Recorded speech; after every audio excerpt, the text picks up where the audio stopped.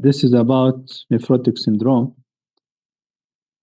In the morning lecture or afternoon lecture, we give about glomerulonephritis.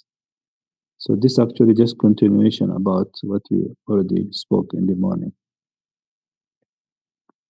So what we mean by nephrotic syndrome? First of all, it's a disease of glomerular disease. In the afternoon lecture, I told you what is glomerulus. It's actually part of the nephron, and nephron is the smallest unit in the kidney. Now, in nephrotic syndrome, the main problem here, we have excessive protein loss in the urine. So we have heavy proteinuria. The other name is nephrotic range proteinuria. And they have other feature we call triad. This includes hypoalbuminemia, severe edema, and hyperlipidemia. So these are the association in nephrotic syndrome. Now, what we mean by broad nephrotic range proteinuria, that means the child has heavy proteinuria, either protein excretion more than 40 milligram per meter square of body surface area per hour. So this is, you have to take 24-hour urine collection, and you have to measure how much protein. If it is more than 40 milligram per meter square of body surface area per hour, then consider as nephrotic range proteinuria. The other method, we take only first morning sample of the urine, and we measure how much the protein in this urine and how much creatinine in this urine sample. And if the ratio between protein and creatinine is more than 2, then it's considered as nephrotic range proteinuria. Now, regarding the demographic data, in the morning we mentioned that nephritis is more common after the age of 4 or 5 years. Nephrotic more common in younger age group, so it can occur even the children about 1.5 years or 2 years. So a little bit younger age group. The prevalence is almost 2 to 7 per 100,000. So it's not rare. Actually, this is the incidence. Incidence, that means new cases. So each year we have about 5 new cases per 100,000 of children per year. More common in boys.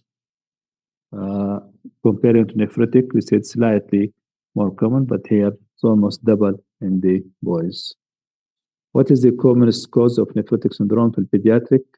What we call minimal change. So minimal change nephrotic syndrome is more common and typically present between the age of 2 years and 8 years. The peak is 3 years.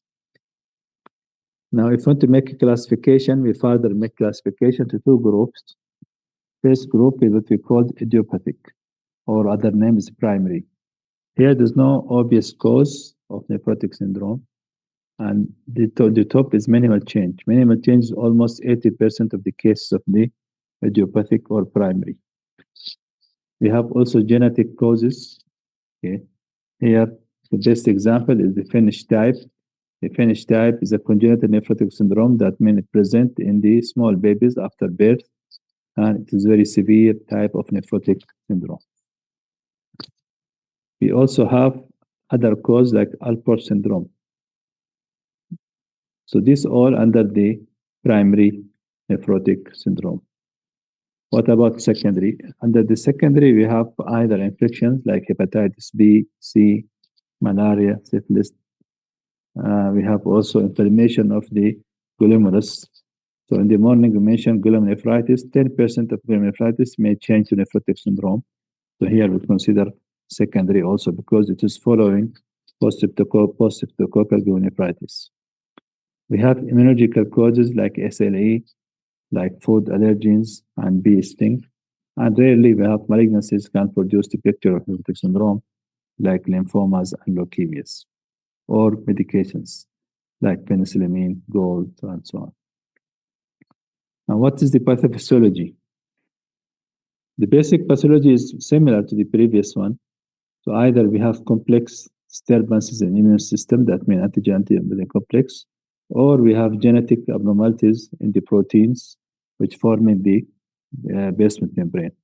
So here we have extensive development of the pseudo-fold process or fusion of this pseudo-side fold process, which can increase the permeability of the capillary wall leading to massive proteinuria, leading to hypoalbuminemia and edema. So the picture I show you in the morning, here actually we have what we call filtration membrane. We have three components: endothelial layer, basement membrane, and epithelial layer. So in nephrotic syndrome, minimal change, there will be fusion of the food process of this epithelial layer. Here we can see the epithelial. This is the food process of the epithelial layer, and they are fused together. So it will affect the filtration of this membrane. Okay. These are the types of nephrotic syndrome. We have minimal change. The first one is actually minimal change. Here the lumen of the capillaries, it's the endothelial line, and then basement membrane, and then the epithelial line. This is the food process of epithelial line.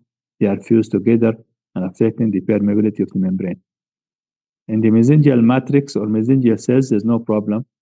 Also, the proliferation of epithelial cells is not much.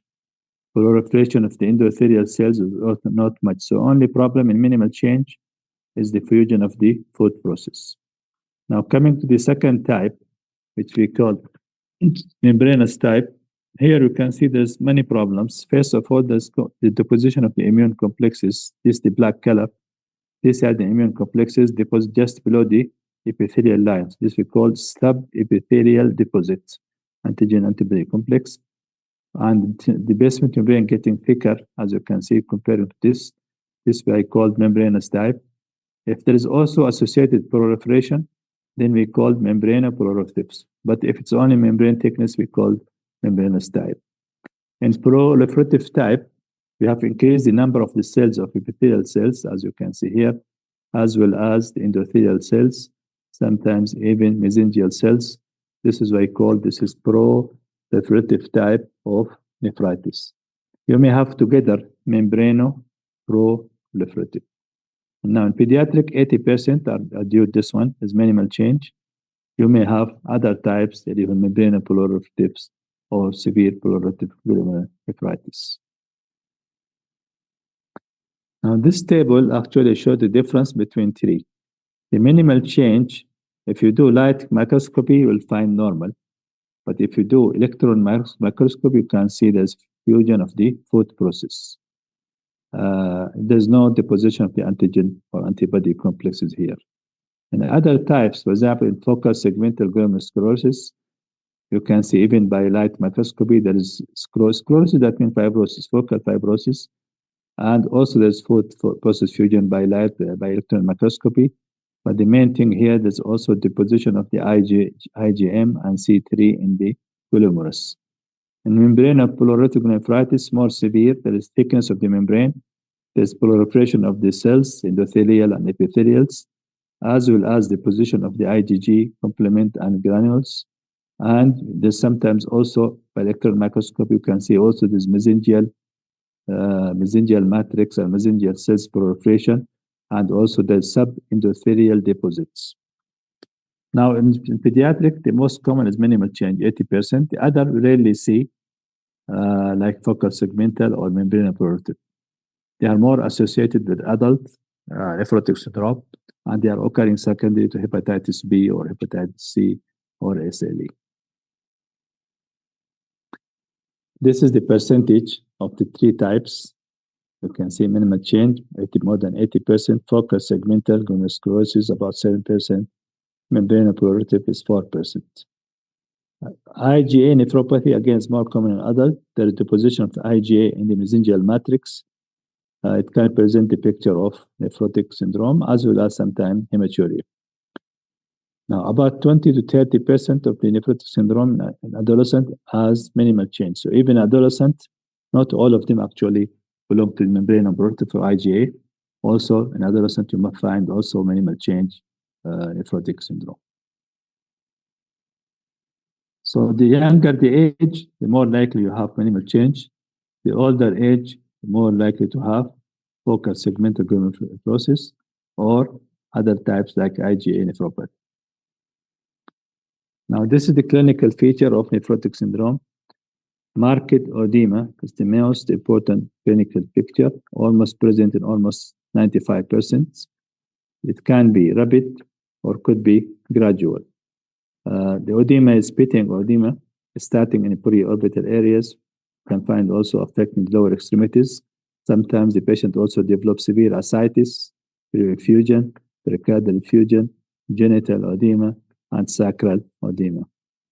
Now, these have complication. If the patient has pre-effusion, it may produce respiratory distress. If the patient has significant ascites, it may produce hernias. It can produce complications like bacterial peritonitis. Bowel wall edema can produce also protein losing enteropathy. That means the patient starts to lose protein through the GIT. So this will actually complicate the problem. It's losing protein through the kidneys as well as losing protein through the gut. So he has double pathology now because of edema of the bowel wall. Now, what about blood pressure? We mentioned in the morning that hypertension occurring mainly in the nephritis. 80% of nephritis, they can have high blood pressure. In nephrotic syndrome is opposite. A small percentage, they may have high blood pressure. And usually those who have high blood pressure, they are other type, not minimal change. They are actually focal segmental or membranous proliferative type, not the minimal change. In minimal change, usually blood pressure is normal. We have to assess also the complication within the vessels itself, what we call intravascular thrombosis. Now, so patient who have severe hypovolemia. Now, because if the patient has ascites or anasarca, the fluid will escape to the third compartment. That may go to the peritoneal cavity. So this can lead to hypovolemia. It's a complication. This which can lead to the perirenal failure. Now, other complication, they can develop like adrenal insufficiency. So they need also steroid supplement for this. Hypotension can occur because severe hypovolemia and because of sepsis, sometimes septicemia. Now, if you examine the urine, the patient has nephrotic range of protein, but they may develop oliguria because of hypovolemia. They may develop foamy urine. Foamy urine, that means urine containing foam, زي الرغوة يعني. And this is typical of excessive protein in the urine. Nephrotic range proteinuria, as already mentioned. Classically, they have microscopic hematuria. Rarely they can have gross hematuria. If they have gross hematuria, that means it may suggest the patient has complications like renal vein thrombosis or infections. Now, what are the signs suggesting the patient has infection? Patient may have respiratory tract infection, which can precede the nephrotic syndrome. They are also more prone to have allergy. Almost 1/3 of children with nephrotic syndrome, they have also allergic manifestation. Infection can present in different ways. They may develop peritonitis. They may develop sepsis, like septicemia. So based on where it's occurring. Respiratory distress because of severe ascites. They can develop convulsion because thrombosis. Now, why the nephrotic syndrome, they can develop thrombosis? In the next few slides, you can explain that, okay? So they can develop cerebral thrombosis, which can lead to the convulsion. One of the cause of thrombosis, the patient is losing anti-thrombotic proteins in the urine. So this protein, if they're lost, that means the protein which can prevent thrombosis are decreased. The other cause, the increased synthesis of prothrombotic factors. So these actually increase the risk of thrombosis. So we have many factors. Hypovolemia is a factor, loss of the antithrombotic protein in the urine, and increased synthesis of prothrombotic factors. Other complication or feature, anorexia, pallor, double white line that run across the fingernails horizontally, what we call Merkel lines.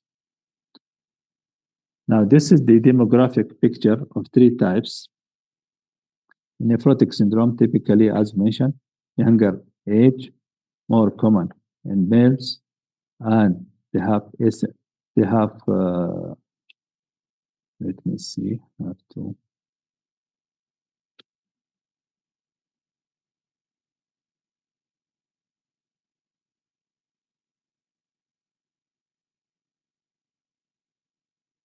Okay, so they may have hematuria, may have hypertension if the patient has nephrotic type of other types, not mainly the minimal change. In minimal change, you mentioned hypertension is not common, and in minimal change, mainly occurring in small age group, and they have also hematuria, less common than other types. In other types, hypertension is more common, hematuria is more common, and more common occurring in older age groups. Okay.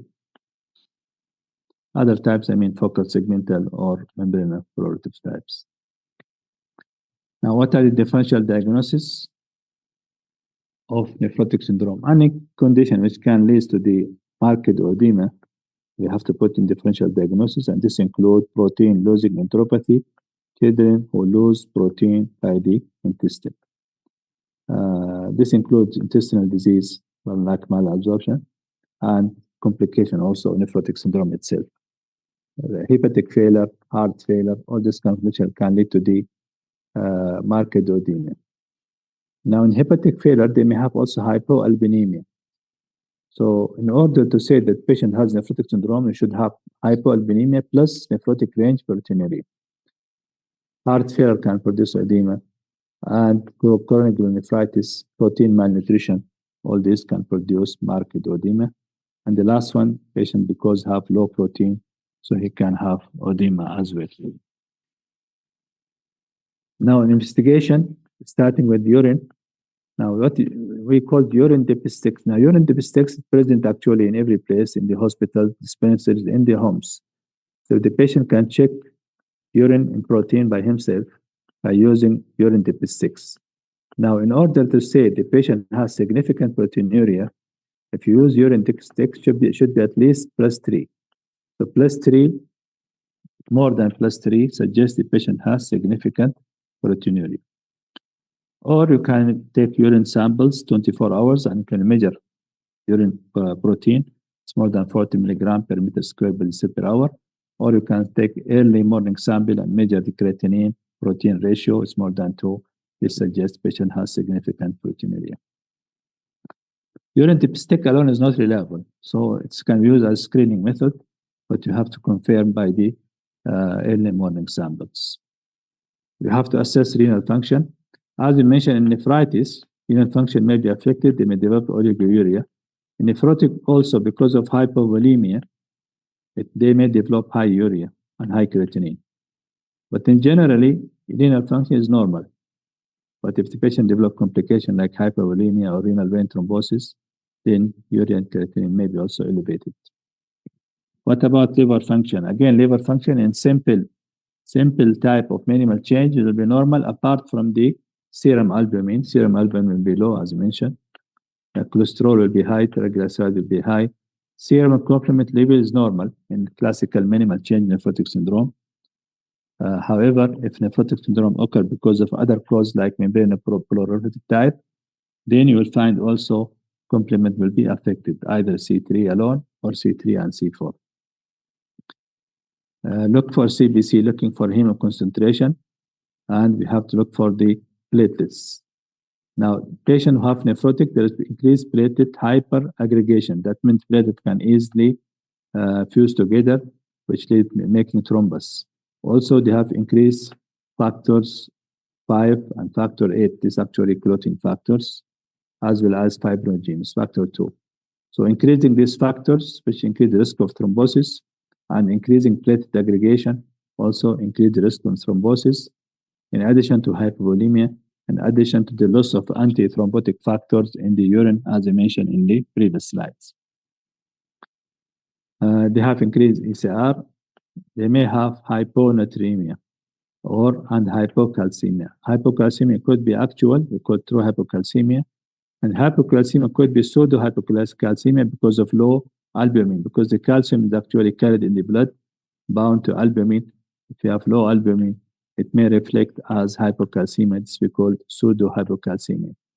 So in order to differentiate, is it true hypocalcemia or pseudo-hypocalcemia, you have to correct based on the serum albumin level. There's a special equation for make correction. Now, what are other investigations you have to do? This actually not necessary in all patients, but you can do just to make sure that patient has no other cause of nephrotic syndrome. For example, ASO titer does not rise here in minimal change, but if the patient has post-coccal nephritis complicated by nephrotic syndrome, as you mentioned, about 10% they may have developed nephrotic syndrome, then ASO titer will be high.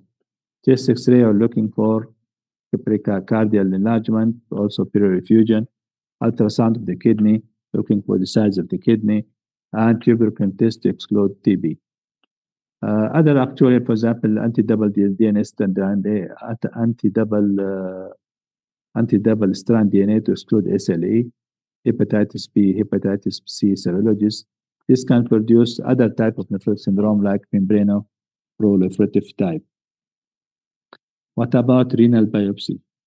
Renal biopsy is indicated in following conditions. For example, if the child is less than 1 year. So less than 1 year in the favor of congenital type of nephrotic syndrome, like Finnish type. Or he's more than 13 years. More than 13 years, that means adolescent, again in the favor of membranoproliferative type or focal segmental glomerulosclerotic type. If the patient has severe hematuria and gross, that means you can see by your eye. So gross hematuria is not a feature of nephrotic syndrome. As we mentioned, microscopic hematuria is common, but gross hematuria is rare. So if the patient has gross hematuria or persistent microscopic hematuria, or there is RBC cast in the urine, this suggests other type rather than minimal change, suggesting, for example, focal segmental or membranoproliferative type. So you have to do renal biopsy in these conditions. If you have low C3, again suggesting nephritic, complicating, or suggesting membranoproliferative type. So we have to do renal biopsy. Patient has very high blood pressure. Patient has decreased renal function. Patient failed to steroid therapy. All this actually suggests focal segmental sclerosis or membranoproliferative type. If the patient has extra renal symptoms like arthritis, skin rash, weight loss, again, they go in the favor of SLE or favor of the other type of the nephrotic syndrome. So we have to do renal biopsy. We may find proliferative type or cholestatic proliferative type. How to manage nephrotic syndrome? Usually we start with simple measures, give high protein diet to correct hypoalbuminemia. Cannot correct totally, but you can correct at least partially. Salt you have to reduce moderately because severe loss, I mean, if you decrease markedly, the patient may develop hypertension because they already may have hypovolemia. Treat associated infection. The infection rate is higher in nephrotic syndrome because they are losing also protein, including antibodies. So the risk of infection is higher. So we have to treat by antibiotics. If the patient has marked edema, you may give diuretics like furosemide, the potassium loose diuretic, or spironolactone, the aldactone, which is potassium sparing diuretics, or you can give metrazolone, which is again diuretic acting on the convoluted tubules, distal convoluted tubules, strong diuretics, with or without albumin. Somebody will ask why we not give albumin as a routine basis, because even if you give albumin, it's going to be lost by the urine. Patient has losing albumin through the urine. So there's no point to give albumin as a routine basis. But if you want to give it, the patient has severe hypovolemia and you start the steroid, so you may give albumin temporary until the patient gets better, until the steroid start to work. Or you give albumin only during transfusion, because, during diuretics to reduce the effect of severe hypovolemia. And what is the main treatment of nephrotic syndrome? The main treatment actually is steroids. You don't have to remember these doses, but for your knowledge, we start first on 2 mg per kg per day for 6 weeks. Usually you're starting prednisolone or prednisone, actually same. Okay? And then after that, after 6 weeks, you start to reduce dose to 1.5 mg per kg per day. And then we can make it on every other day. So starting 6 weeks, 2.2 mg, then 1.5 mg per kg every other day for 6 weeks. Then we can start to wean. Now, on which basis we can start to wean? We can start to weaning if the patient has first morning urine sample taken and getting free from the proteins. at least for 3 days. So if the patient has 3 urine sample in the morning are negative for proteins, then we consider as a remission and we start to wean the patient from the 1.5 milligram per kg per day. Otherwise, you have to continue this 1.5 milligram per kg per day on alternate day. Now, how much they respond? Almost 95% of minimal change, they respond to the steroid. Those who don't responding actually could be a resistant type. Okay, what about other type? In focal segmental glomerulosclerosis, the response is not good. Only 20% they can respond. Now, what are the definition of relapse in the case of the patient nephrotic syndrome? Now, relapse is defined if the patient has 3 consecutive days of 2 plus or more than 2 plus urine protein. Now, suppose you treat the patient with steroid. You start with 2 milligram per kg day for 6 weeks. Then you start 1.5 milligram per kg per day every other day for 6 weeks. Then you saw that his urine sample is getting free for 3 consecutive days from protein. So you say this is remission. Then you start to do weaning. After weaning, you complete the weaning, you discharge the patient, and you should instruct the mother, they should do in the home urine statistics. So if the mother did urine statistics in the home and she found that the patient is having protein in the urine 1 plus, she should not worry, okay? But if she measure by dipstick and she found that there is 2 plus in the urine, again we can tell her supposed to be more than at least 3 days. So if 3 days 2 plus, then that means patients relapse. And here we have 2 choices. Either we have to increase the dose, and suppose we discharge the patient on 5 milligram per day of steroid or 10 milligram per day of steroid. So we should increase the dose, or we may think in other medications. So 1 plus is not relapse, 2 plus is relapse, but supposed to be at least 3 days. Okay. Now, what we have 2 types. We have frequent relapsers. That means they have relapses at least 4 times per year. Infrequent relapsers 3 times or less per year. Now, relapse is not rare, by the way, even in minimal change. It can occur. Many children, even after they improve, go to the remission, they may have relapse. Okay, so if the patient can relapse, may go back to the higher dose. Now, what is resistant or dependent type? Steroid dependent, the patient start to do relapsing once you start to do dose reduction within or discontinuation within 2 weeks. So you start on 2 milligram per kg per day, then we went to 1.5 milligram per kg per every other day, and patient start to develop what's called heavy proteinuria. Then we call this is steroid dependent.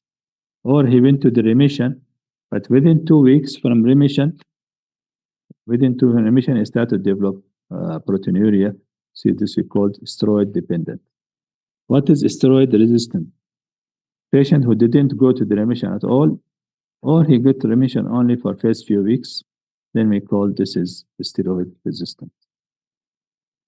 How to manage relapse? We have to educate the family first how to diagnose relapse. We already mentioned if the patient has proteinuria more than 2, because we mentioned earlier, if it is 2, if it's less than 2, you should not worry. If 2 plus, you should worry. So if the patient has proteinuria by urine statistics, 2 or more than 2 for 3 successive days, so this is a relapse. They should come back to the hospital. Here we start to treat again. Okay. Now again, what is treatment? You can go to the same treatment as mentioned earlier. Okay. And some nephrologists, they don't treat +2. If it is +3, +4, they start to go back to the treatment. If +2, they don't treat. As they said, this is not a relapse, but it's variable. So even if you don't want to go back to this treatment, higher dose, you may just increase the dose slightly to prevent proteinuria. Now, those are frequent relapsers. you have two choices. Either you can keep on the steroid, small dose of steroid on alternate day basis, for example, 5 milligram every other day or 10 milligram every other day, or you may consider to give other medication. Nowadays, they are giving actually mycophenolate. This is actually one of the immune suppressive medications. Other medication like cyclophosphamide. For steroid resistant, and this is difficult to manage, so they don't respond to steroid. And first of all, you have to do renal biopsy to make sure which type we are dealing. And then you have to consider mainly immune suppressive medications. Now, the steroid resistant could be genetic causes or could be other rare types of the nephrotic syndrome. For example, congenital nephrotic syndrome, like Finnish type, or they may have a focal segmental glomerulosclerosis. Here they mentioned something actually, even in our colleague in the nephrology, they are giving other medication to patients who have nephrotic syndrome. For example, statin, diuretics, steroid, ACT inhibitors. So this actually also used in the patients who have nephrotic syndrome. Arabs اللي angiotensin receptor blockers. This actually medication also used in case of the severe nephrotic syndromes. Now, what are the complications? This slide is important. What are the complications of nephrotic syndrome? So even if you're dealing with minimal change, which is good response to steroid, they may have complications like severe edema, which itself has a complication, like ascites plurifusion. They may have infection, like peritonitis, cellulitis. They may have thromboembolic complication, like renal vein thrombosis or cerebral vein thrombosis. They may develop severe hypovolemia and go to the perirenal failure. They may have steroid toxicity. So these are the complications. Now, what is the most common organism? Sometimes this question coming. Actually, capsulated organism like streptococcal pneumonia, like H. influenzae, these are the most common. But nowadays, we are giving vaccine to all children in our kingdom. So all children have the vaccine for H. influenza as well as streptococcal pneumonia.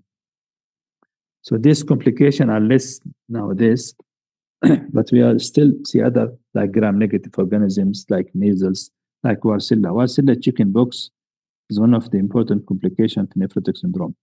And luckily nowadays also we are giving Warcella vaccine to all our kids. So this actually prevents the Warcella chickenpox. What is the prognosis? Steroid responsive, good prognosis, and majority of minimal change you mentioned are steroid responsive, more than 95%. Steroid resistant, they are poor prognosis, regardless of type, but mainly focal segmental glomerulosclerosis, the one is the worst. And even if you do transplant, it may reoccur. So in focal segmental glomerulosclerosis, even after renal transplant, the disease may reoccur. And those are not responding to steroid, they may go to the progressive renal failure. What is congenital nephrotic syndrome? The other name is Finnish type. It's usually present in the first 3 months of life. Patients have severe edema, ascites, hypoalbuminemia, oliguria. You may diagnose antenatally in the mother. The mother will have high alpha fetoprotein in her serum as well as in her amniotic fluids. What is the complication? This group, they don't survive long, actually. They survive maximum 2 years. They have failing to thrive. They have recurrent infection. They may be associated hypothyroidism, renal failure. So one of the severe type of nephrotic syndrome. Any questions? Clear, doctor. Are you following or you're lost? Following. Okay. Right. Now, second part is proteinuria. We have 20 minutes. I think we can finish within 20 minutes. Okay. Now, not any child who has... نعم. بيقفل ترى بعد دقيقتين. طيب معناته نخرج وندخل أحسن. لا بس لازم نسوي رابط جديد. إذا طلعنا هو من نفسه ندخل نفس الرابط أتوقع يدخلنا. أوكي ما في مشكلة. طيب خلينا نكمل. طيب now not every child who has proteinuria is having nephrotic syndrome. Okay. Actually, it is more common to have proteinuria in the pediatric in younger age group as well as in school age group without nephrotic syndrome. So 10% of children in the school age, they have proteinuria. If you do urine dipstick. So if you do urine dipstick, you find there's proteinuria in almost 10% of children. But if you do urine 24-hour collection of the urine sample, what is the nephrotic range? If it's more than 40. And what is the normal value? Less than 4. You may have in the middle between 4 and 40. This we call significant proteinuria. So not all are nephrotic. Could be significant proteinuria. It could be very mild within the normal range. Okay, so what are the cause of proteinuria in children? We have two groups, transient and persistent. Now, transient, they are occurring for certain time, for certain conditions. Either no obvious cause, or maybe because of medical illnesses like fever, convulsion, dehydration, maybe related to the exercise, stressful condition, cold exposures. So these are all producing transient proteinuria. Actually, there's a very long list of the causes of transient proteinuria. More than 30 causes actually can produce transient proteinuria. For example, heart failure. For example, let's say severe fever. So these are actually transient proteinuria. We have group we call orthostatic proteinuria. That means patient develop proteinuria with change of position. We're going to speak in the next few slides. And lastly, resistant proteinuria. This is actually pathological. And here, either disease proteinuria. And this part actually we speak about transient proteinuria because resistant proteinuria, glomerulus part, we already covered in the previous lectures. The renal tubular part actually not included in your curriculum. The renal tubular acidosis and proteinuria and loss of the calcium, electrolytes, and so on. Okay, what is transient proteinuria? Majority of children, they have positive urinary dipsticks for protein certain times. And when you repeat again, you will find the result are normal. So this is why called transient. How severe is it? Either +1 and maximum +2. Okay, so not be, if you go to +3, that means you're going to high proteinuria. You're approaching to the nephrotic range. +3, +4, you're approaching the nephrotic range. But +1 and +2, this is not significant. This is by urine dipsticks, okay? But by urine sample measuring, we said between 4 and 40 is mild.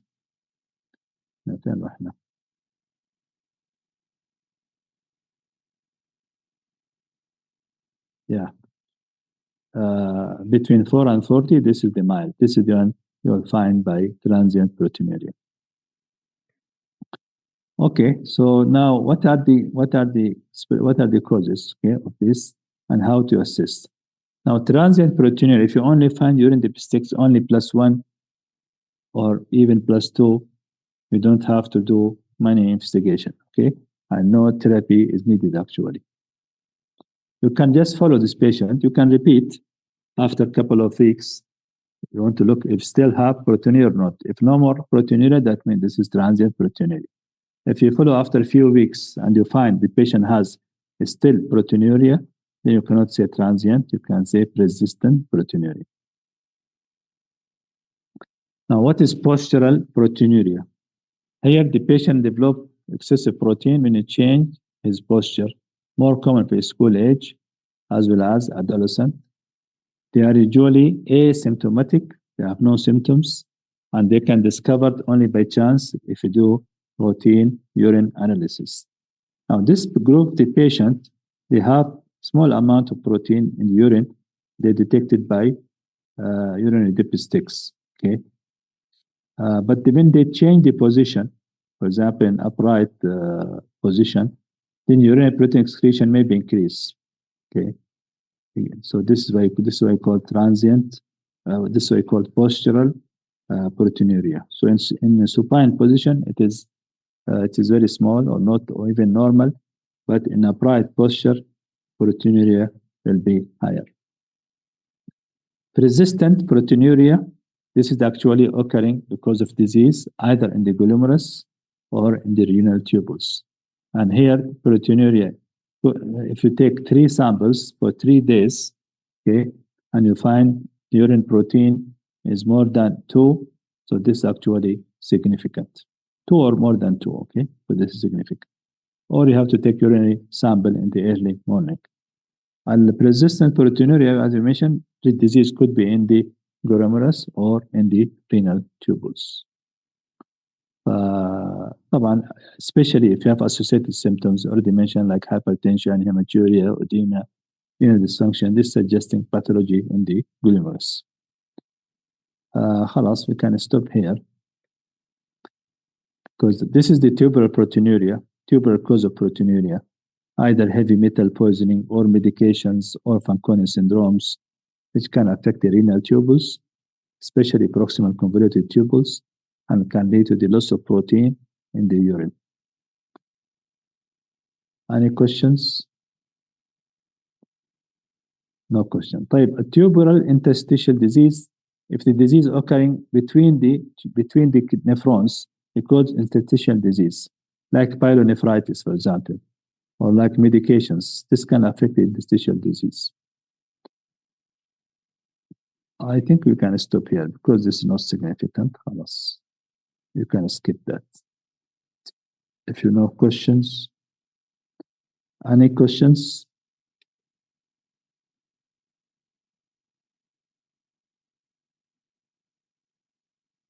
أول 3-4 سلايد اللي هي موجودة اللي هي إيش الكوزز حق الترانزيت بروتينوريا، خلاص هذه مطلوبة منكم، وإيش الديفينيشن حق الترانزيت بروتينوريا هذه مطلوبة منكم. لكن الجلوميرولاس بروتينوريا خلاص أنتم غطيتوها في النفرايتس ونفروتيك، والتيوبولار بروتينوريا أساسا ما هي مطلوب منكم، بس لازم تعرفوا إنه في disease of the tubules سواء proximal convoluted tubules it can produce loss of protein and can produce proteinuria. اوكي بس ما هي مطلوبه الديتيلز وهي مطلوبه سلايدات. دكتور من فضلك regarding to orthostatic proteinuria تقدر تعيد دكتور بس؟ هي بروتينوريا تيجي مع تغيير البوستشر، يعني اذا كان واحد نايم واخذت اليورين سامبل وقست البروتين حيكون نورمال، بس نفس الشخص اذا وقف فتره طويله مثلا 2-3 ساعات واخذت اليورين سامبل حتحصل فيه بروتينوريا يكون significant مثلا +2 or +3، عشان كده نسميه postural proteinuria. طبعا it's not common, can happen because of change of posture. ما يحتاج لها علاج دكتور صح؟ لا يعطيك العافية. اوكي طيب كان خلاص close and good luck. هذه آخر محاضرة في الفيديو 1، بس عندكم مراجعات بعد العيد واحرصوا على حضور المراجعات. الله يعطيك العافية دكتور.